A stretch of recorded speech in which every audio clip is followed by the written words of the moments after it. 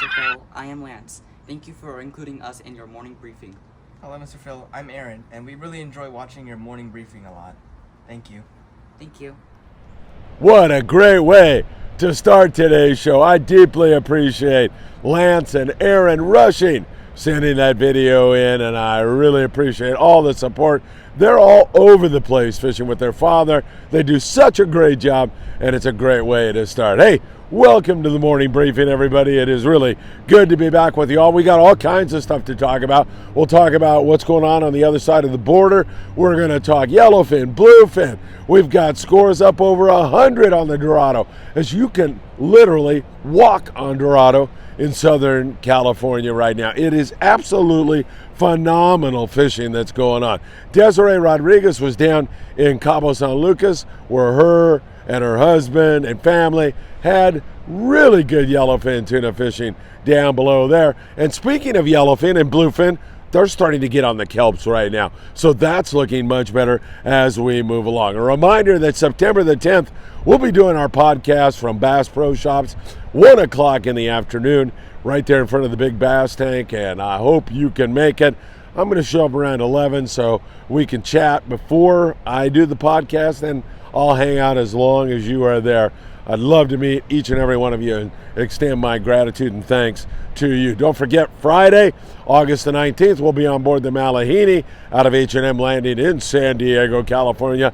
A few spots left on that one. Hopefully we're going to find one of those kelps loaded with Dorado and with yellowfin and bluefin. I'll get into that in just a moment. And in today's show description, don't forget, a list of the remaining Friedman Adventure charters for this year. I can't believe I'm even saying that. This year has just flown by. It has been absolutely incredible. All right, I've got some anecdotal information for you, and I've got some more specific information. But first, let me address the situation on the other side of the border. Is it safe to cross the border right now? And I would still err on the side of caution. Now, I've talked to Pongueros who said peace has been restored.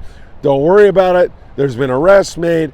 But with the threats that the cartel made down there, and it was primarily the Jalisco New Generation cartel. There's drug turf wars. They've been going on in Mexico, Baja, in other states also for quite some time. This is something that usually does not spill over into the tourism end of things, but they issued a dire warning about people being on the street for a time period that has passed. And if you were one of those people, you were subject to being not treated too nicely, like killed. So that was the warning they put out there. And you got to take those things super seriously. And so things do appear to be calming down. For a guy that's traveled a lot in Baja California, I would still err on the side of caution for right now. Let's see where this all ends up and where it goes. We'll continue to watch that on the other side of the border. Heavy military presence in Tecate and Rosarito and Ensenada and in Tijuana. Hopefully that will quell all of this and put an end to it. But let's wait a couple more days at least and reevaluate the situation. All right, let's start with some anecdotal information. Isaac Parcell, what a great guy. He's been fishing with his son Ethan for 3 years, and Ethan is only 7 years old. Ethan knows his way around the deck, doesn't get tangled, knows how to cast, knows how to pull on a fish. They were both on board the Voyager. Saturday they found rough weather, and they only found one kelp that wanted to cooperate with biting yellowtail and Dorado. So it was a tougher day, and primarily because of the weather.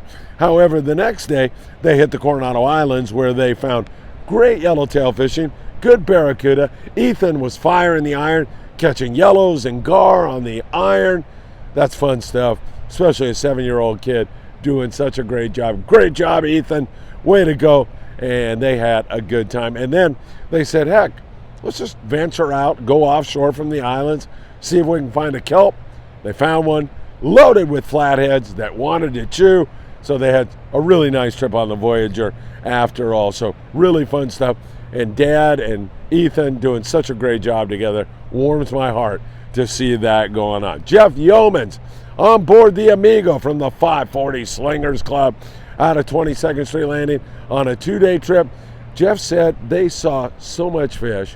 It was mind-boggling. So much fish that didn't really want to bite. They surmised it was because of the amount of anchovy in the area. Fish were full. They found 74-degree water. That sounds like YFT to me. Yellowfin, tuna, Dorado, more and more marlin can get into the picture with that kind of water temperature. Pretty amazing stuff.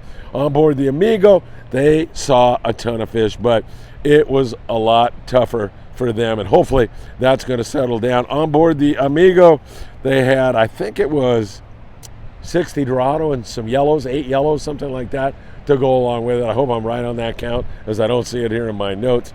Oh yeah, 60 Dorado, 8 yellowtail, and the jackpot fish going to a guy by the name of Edison Ong with a nice big flathead.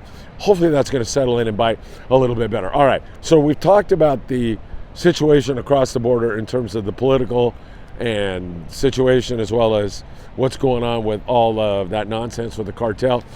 Also down there, the Pongueros are getting back to fishing, still finding good kelp patties with all that variety, but we're starting to see something that I don't know if it was an anomaly yesterday or it is the tip of the iceberg, and maybe now it's going to change. We're starting to see more tuna on the kelps. We've got the Dorado. That's really starting to bite pretty well in most cases. Remember though, I do want to add this admonition, and that is, this is kelp patty fishing. You find the right kelp, you get well in a hurry. You don't find the right kelp, and you've got a long day on your hands. And that is what kelp patty fishing is all about. It's a numbers game. The more, in private boaters, if you're listening, it's the more kelps you find, the better your chances of finding the one that wants to bite. But we are seeing more and more tuna on the kelps, and my fingers are crossed that that yellowfin is about to go off, especially because we're going to be in San Diego on Friday. I'm looking forward to that. The San Diego, the boat out of C4 Sport Fishing, hit a kelp. They had 28 yellowfin tuna, 14 bluefin tuna, 47 Dorado, and a couple of yellowtail. I like that score a lot. I like that variety. I like to see that yellowfin tuna starting to turn on. Hopefully it's a sign of things to come. Now, most of that yellowfin has not been big. It's mostly 5 to 12 pound fish for the most part. Dorado are starting to grow. You know, Dorado are the fastest growing fish in the sea. You know, fully adult Dorados, a couple years old, and that's it. And their lifespan at most is 4 years. So they grow quickly. And I mean, in a month's time, they can put on a lot of weight. So this fish hanging around eating all this anchovy in September and October, if it's still here, it's going to grow and continue to get bigger. Yellowfin grow pretty fast, not like that, however, but we are seeing more and more of that now. 30-pound fluorocarbon, www.optionusa.com. Put in FA at checkout. Greg Brown will send you a handwritten note and a free gift. Fishing the option, fishing whatever fluoro you like, still a very good idea. Choosing a really good hot bait, a really good idea. And then 1/0 to 2/0 size hooks. Sometimes you'll hit a kelp where it's bonkers, wide open, and you can go up to heavier line from there. And also, there are some big bluefin wandering around. So if you have 130-pound, 100-pound, 2-speed reels, Daiwa reels, I highly recommend you do it. Some other scores, the Fury, 100+ on the Dorado. Tremendous score for them. The Freedom, just under 100 on the Dorado, and 21 yellowtail. Really great fishing for them in this warm water. The Native Sun running their 6 a.m. trip out of 22nd Street Landing. What a trip for the Native Sun. They had some Dorado on board, but they had 20 bluefin tuna. Man, that is great to see that starting to happen for our local guys. I'm telling you, looking down the barrel of a spectacular fall here in SoCal and northern Baja, California. It is really, really looking good. San Diego-based boats, Ocean Odyssey, my friend Rick, nice 2.5-day trip with 286 yellowtail, 113 Dorado for 30 anglers. Doesn't get much better than that. The Gale Force, who likes to go to Catalina Island, they had some really great fishing. 16 Dorado yesterday. They released 2-stripe marlin. That's a thrill for everybody on board. Again, we're seeing these tropical and subtropical fish push in here. We normally don't see them, and it's really, really awesome to see that. And they also fished the island and had, a mix of other fish, so really good. Western Pride yesterday, 48 Dorado. How the heck can you beat that? Really excellent fishing for some, and then others, it can be tough. And I know they had a great day on the Freedom, and they've been putting some wonderful days together for Tino Valentine and Gary Woodrum and the rest of that crew I love so much on board the Freedom. They've been doing a super great job. So that is looking really, really good. We've had this father and son kind of a situation going on as the tractor passes by in the background here at Surfside, California. We've had, Isaac and his son Ethan. We've had some fun times on board the Amigo. We've had all this stuff going on. It's really a special time in SoCal, but I need to emphasize to you, some guys get them, some guys don't. Overall, it's looking really good. And sometimes it's the weather. We are looking for a reason why we don't get them some days. Sometimes it's the weather. There is a lot of bait, and fish do appear to be kind of full, but for the most part, it's settling into what looks like a great, great, great fall and late summer. All right, down at the Coronado Islands, really great fishing for yellows and barracuda at times. It can be really good. South of there, Todos Santos, a lot of more yellowtail have moved in there. Also, we're seeing really good fishing going on there. My friend Valentino going by. We've got all kinds of traffic here on the beach this morning.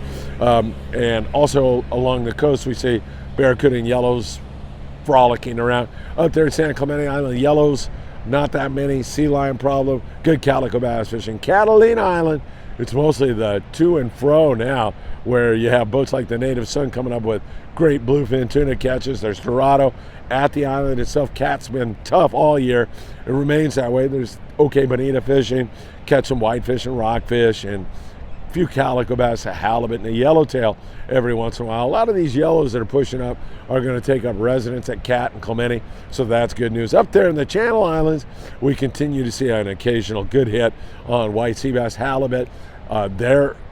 They have tuna in their range. There's some Dorado up in that neck of the woods also. The water should warm as we get up to that area.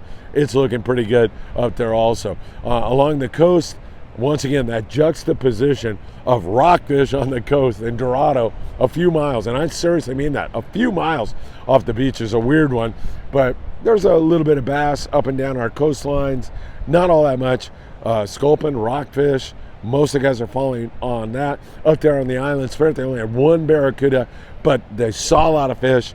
Hopefully that's going to settle in bite. Still bring your surface iron if you're headed to Ventura Sport Fishing, 805-676-3474. Make sure you're doing that, and hopefully we'll get a late bite here on the beach also. I wouldn't be surprised to see yellowtail moving into the Horseshoe Kelp, other areas down towards San Diego, up there in the Channel Islands.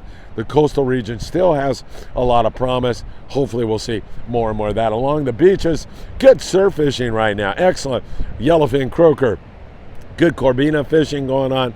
And there's also been a few halibut as our grunion run just came to a halt last night. That is a magnet. All that grunion that moves up here, it's a magnet for all those fish to move up here. Sometimes they're full, but as we start to move away from this full moon, that stuff should start to turn on and be pretty darn good. All right, everybody, Friday, Malihini. Hope you grab one of those last few spots and join us. That's going to be a lot of fun. We're looking for that right kelp patty on that day. For all of you who sent in so many great reports and so many great photos, I deeply appreciate it, and I also appreciate everything you do. September the 10th, Bass Pro Shops. We'll see you there, and of course, I send you all my best and wish you lots of fish on your next trip. Take care, my friends. I hope to see you really, really soon.